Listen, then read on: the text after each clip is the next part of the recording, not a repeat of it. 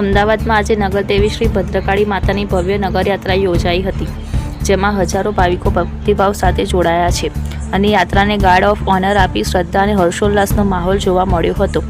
અમદાવાદના મેયર અને સ્ટેન્ડિંગ કમિટીના ચેરમેન દેવક દાણીએ પહિંદ વિધિ કરી હતી અને તે બાદ નગરયાત્રાનું પ્રસ્થાન કરાવવામાં આવ્યું હતું. આ નગરયાત્રામાં માતાજીના રથની સાથે નાસિક ઢોલ, અખાડાના કલાકારો, ભજન મંડળીઓ અને મોટી સંખ્યામાં વાહનોનો કાફલો જોડાયો. 6.5 કિલોમીટર લાંબી આ રથયાત્રામાં માઈ ભક્તો ઉમટી પડ્યા હતા. સાથે જ રથયાત્રાના રૂટ પર ટ્રાફિકની સમસ્યાનું સર્જન ન થાય તે માટે પોલીસ કમિશનર GS મલિક દ્વારા ખાસ જાહેરનામું બહાર પાડવામાં આવ્યું છે.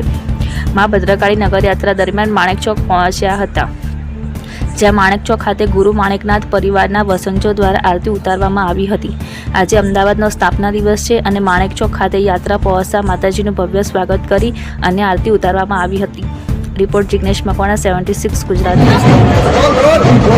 सर आप नगर यात्रा है, आज बोर्ड की एग्जाम भी है, किस तरीके की सुरक्षा व्यवस्था होगी और बच्चों को जो है एग्जाम देने में तकलीफ ना हो उसके लिए कैसी व्यवस्था है? आज रोज भद्रकाली माताजीની નગર યાત્રાના બંદોબસ્ત છે અને આ જે આખા રૂટ છે એ 8 કિલોમીટરથી વધારેના વિસ્તાર છે અને એમાં પોલીસ દ્વારા ટ્રાફિક બંદોબસ્ત તેમજ પોલીસ બંદોબસ્ત લગાવવામાં આવેલ છે અને તમામ રસ્તાઓ પર પોલીસ દ્વારા જે યાત્રા છે એ શાંતિપૂર્વક ચાલે એના માટે તકેદારી રાખવામાં આવેલ છે.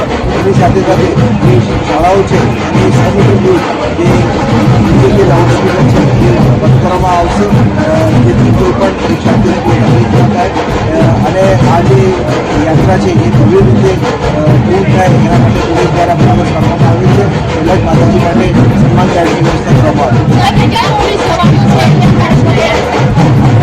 500થી વધારે પોલીસ અધિકારી કર્મચારી અત્યારે આ